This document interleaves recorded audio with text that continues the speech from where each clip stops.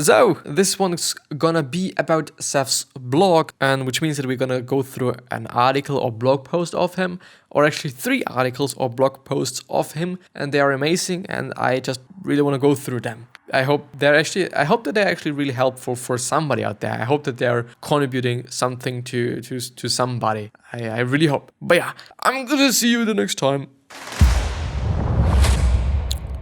And with that being said, hello and welcome back to the next episode of the Self-Development with Tactics podcast. I'm your host, Christopher Walch, and I'm 19, which is actually, to be quite frank, this has been like the quote-unquote intro to the podcast for maybe half a year or something. Hello, I'm Christopher Walch. I'm 19 years old and I'm a graphic designer, and I'm really just passionate about talking about something, at least most often. On some days it doesn't really feel that good if I'm recording. On some days, and it is most often about the talking part, if I'm not able to talk, which is sometimes the case, and I don't know why it is the case. I do think something is correlated, or it is somehow correlated to not sleeping enough. Because if I'm sleeping enough, I tend to be a little bit better, at least this is what I feel. And also if I have been in a weekend, I would say, because when I'm coming home from school, most of them actually doing pretty great, at talking. And I don't actually know why. Maybe it's just because I'm talking in German the whole day long, which actually sounds a bit like some sort of a negative point. Like I'm talking German the whole day long, and now I have to talk in English. But I don't know what is the case. I don't know why it is the case. I don't even know what the case is. But yeah, there's a few things that I'm willing to talk about before I even go through the episode. The first one is the podcast/YouTube video. If you are on either of those things, please be aware that you can also be on the other thing. I don't want to say opposite because it is not, but you can be on the other thing. So if you are on the YouTube video, please, if you want to, go to the podcast, because it is in the description. You can just go there. It might be more effective. It might be just better for you, but also vice versa. If you are on a podcast and you feel like, well, having the video would actually be something that's quite amazing, then please also check out the first link or the second link, in the description. The second thing is the notes. If you're just basically willing to have a summary of everything that I'm going to go through today, quite everything, so at least the articles that I'm going to read, then please check out the notes section and please download the 3 PDF. You can just read it and print it and do whatever with it. Last one is for personalization opportunities. If you are just willing to add some background music to the whole experience, so basically personalizing the whole experience of the video and or podcast, and please check out the 3rd or 4th link, 3rd section. So let's actually go through the amazing article. I, by the way, actually like the site pretty much from a design point of view, or from design perspective on, but also in terms of like how it is structured. Like I think it is a really great structure. You can find everything you might be willing to find really easily and quickly, and everything is there, and everything is good, and everything is just top notch.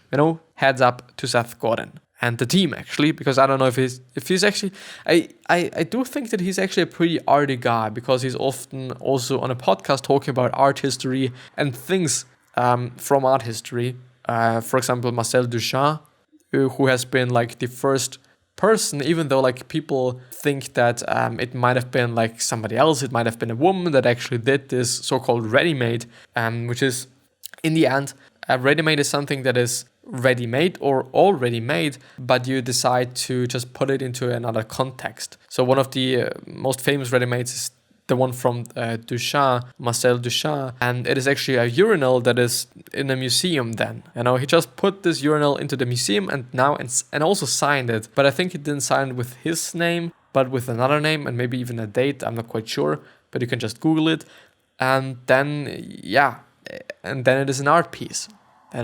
But it is not really the case that whatever you're just putting into a museum, whatever you're just putting into an art museum, in a gallery, whatever, is not directly art. Because the thing is, art is quite narrow. At least this is what I've learned in art history as well.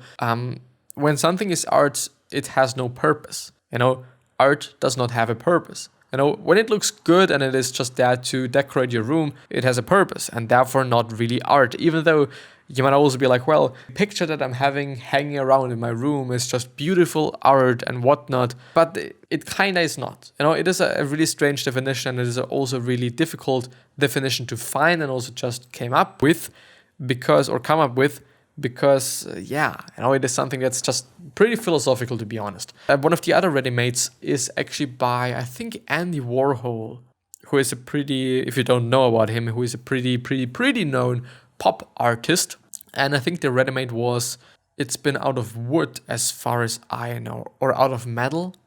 I think they're called tinker boxes or something. I think it's been like some washing machine thing, you know, something that you put into your washing machine to wash your clothes with. I don't know what it is called. Is it like detergent, something like that? I don't know. The thing is, it is also ready-made, even though it is not already made, but it is somehow a ready-made, you know. But it also just is, or leads to thinking like, is this art? Because it is just a tinker box, just because it's just something that you could also be buying. It just looks the exact same way, but it is another material. So yeah, I know, yeah, it is a difficult question, difficult one, but we're gonna read. But I think I'm gonna start with the last one, and then I'm gonna go up to the first one, which is gonna be like the least important to the most important, I'd say, it's at least. Cars, houses, and TVs. Compare 1960 to today. Cars are a bit faster, a bit safer, higher in quality, and a lot more expensive. Houses are much bigger, a bit more efficient, and enormously more expensive. TVs, on the other hand, are dramatically bigger, dramatically more efficient, dramatically more powerful, and significantly more reliable and way cheaper. For $300 you can buy a 49-inch TV, which is actually the case, and it is also surprising me, by the way, that would have cost $1 million in 1960. So what happened? Cars, with the exception of new electric drivetrains, are basically the same thing they were, except designed with computers and assembled by robots. Houses, with the exception of some prefab edge cases, are still assembled by hand on location by skilled workers. And they went up in scale because real estate prices and income inequality went up even more. But TVs, they made a leap.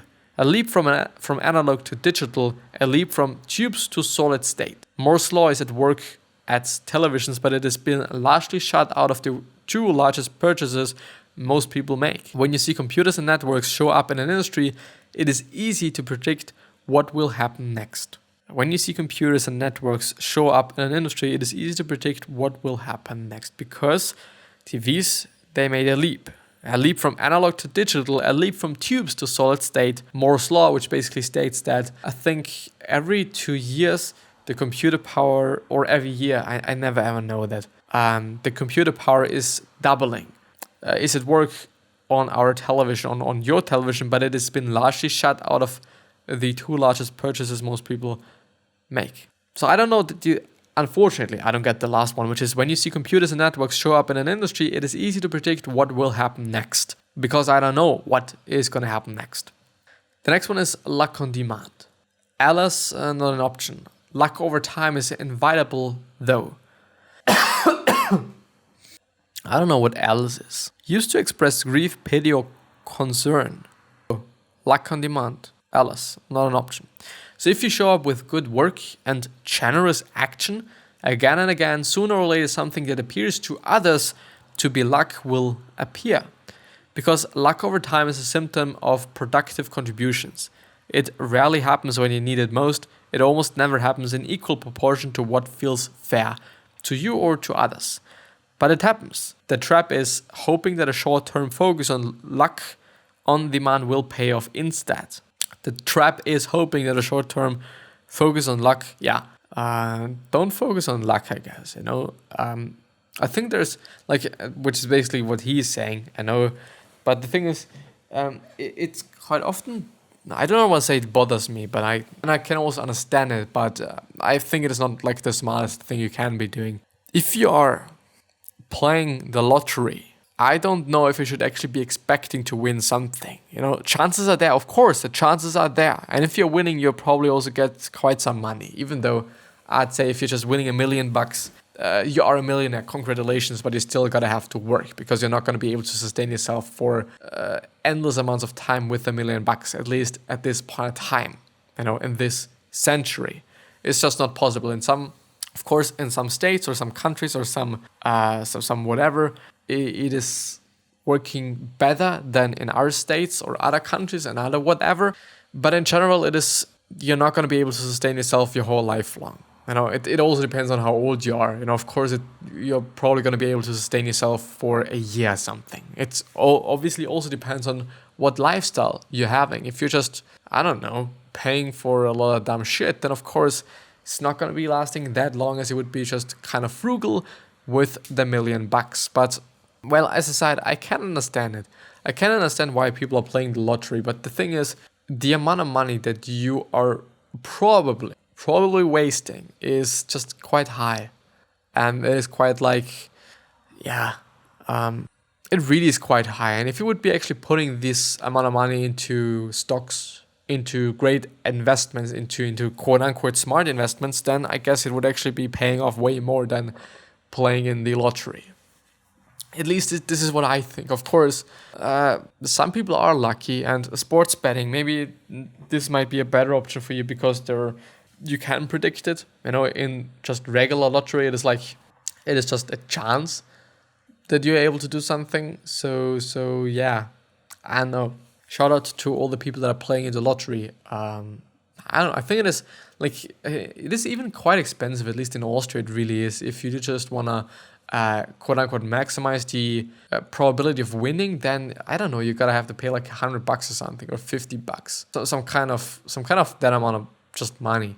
If you're just really playing the lottery, of course, there's also something else like this scratch thing bullshit, where you can also, I don't know, you just take a coin and you scratch off the first layer of this paper thing, and then you know if you've won or not. I don't know what it is called, a ripple maybe, I don't know.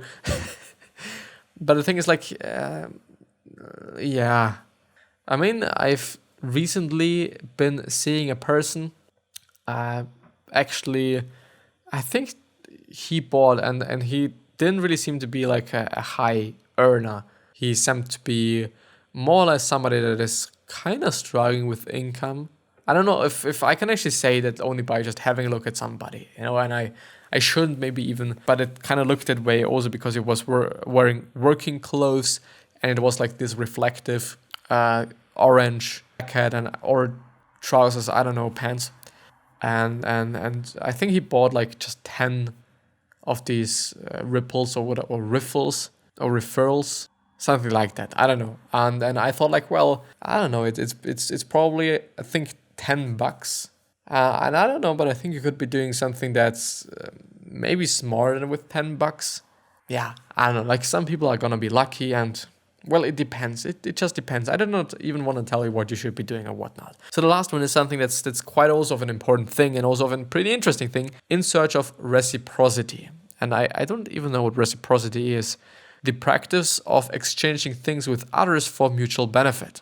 If your posture is to give hoping that you'll earn the moral high ground and thus get something back, you didn't give first. You gave second. You're saying, how can I incur a debt on that I'm going to use to achieve my goals? If the words I and my appear in your reasoning before you get to the work you're hoping to contribute, then your goal is reciprocity. Calling it generosity merely confuses the issue. Well, I'm not quite sure about the last sentence, but in general, I'd say this is completely the truth. You shouldn't be expecting too much. And I do think, and this is actually a conversation that I've had with somebody, if you're thinking about expecting something and being optimistic, I believe it is not the same. I believe you shouldn't be expecting, even though it just has some, it has some connections, I'm not gonna lie, there is something. But if you think about the fact that you shouldn't be expecting something, I think, because if you really expect something to happen and whatnot, then you're just only gonna be like harmed, and you're also not gonna be like, in a really good mood, I guess. But on the other hand, it is also like, okay, then just don't also be optimistic, because if you really hope and you're optimistic that something is going to happen in the future, and it's not happening, then you're probably also going to be not really in a good mood. But on the other hand, I have to say that optimism and just expecting something to happen is not the same, I guess, because if you expect, you know that it is going to happen, or you assume that it is going to happen. But if you're optimistic, you're just assuming the best. You're just hoping for the best, maybe. But actually it'd be nice to hear some words from somebody, maybe a philosopher on that, what the difference between optimism and expectations are, or expecting something to happen. And there is a difference. There is a difference. There clearly is a difference. But yeah, I think that this is actually, because I don't even want to stretch the whole conversation, also podcast episode there. Therefore, this is going to be the end of the episode. I wish you the best health, happiness, and all success. And I also hope that you're going to remind yourself, and you're going to be remembered, which basically means your legacy, which basically means just being a nice person, then being remembered as a nice person. And 3 other questions that I'm having for you are: why are you here? What are you trying to change? And what is bothering you the most? These 3 questions are hopefully going to show you your purpose and maybe even a business idea. So yeah, I'm hopefully going to see you the next time. So please consider subscribing to the podcast and maybe the YouTube channel as well. And yeah, I'm hopefully going to see you the next time. I at least hope. Bye.